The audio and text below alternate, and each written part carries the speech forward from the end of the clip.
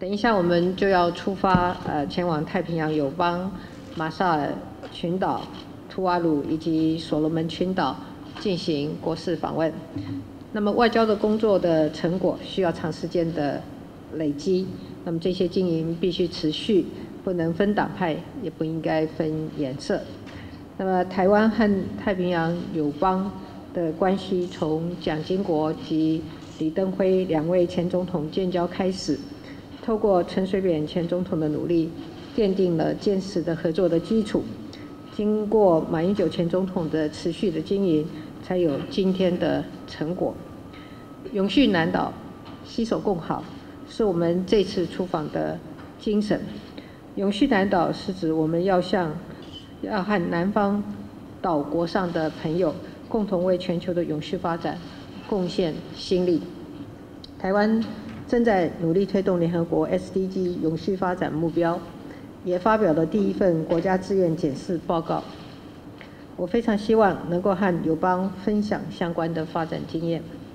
携手共好，则是要持续落实踏实外交、互助互惠的价值。我们相信，友谊的基础在于踏实的合作。我先前提到过，台湾版的 ODA， 也就是政府开发援助计划，就是要参考其他先进国家的经验，将对外的援助、合作和投资作为外交及经贸战略的一环，让台湾对国际社会做出更大的贡献。因此，我们这一次的出访有2个重要的目标。第一，我们要向世界证明，台湾有能力也有意愿为国际社会做出更多的贡献。太平洋友邦长期以来在各种国际组织当中为台湾参与仗义执言，那么我们要表达感谢之意，同时透过各项的合作的计划的商讨，以及元首之间的直接的对话，我们能够为全球环境永续以及区域的发展做出更多的贡献。第二，我要代表全体台湾人民到外交的最前线，和使馆的官员、技术团、医疗团的成员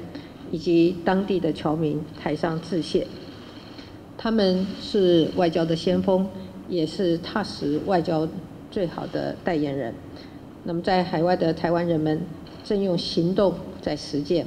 国家的外交不能分党派，也不能分颜色，更不能分政府与民间，携手同心，一起为台湾打拼。团结携手是我一直在努力的事情，应该要合作的不仅是在外交议题上，内政上，我相信国人也对政党的对话与合作一样有很高的期待。那么国庆演说的时候呢，我曾经邀请在野的领袖就重要的国事议题交换意见。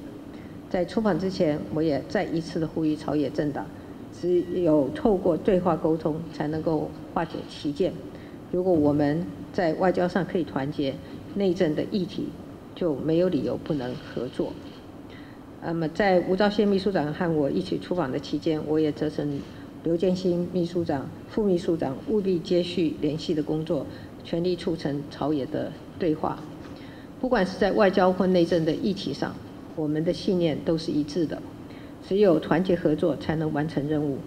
那么，让我们举国同心，携手团结，全力以赴。谢谢大家，我们现在就要出发了，谢谢。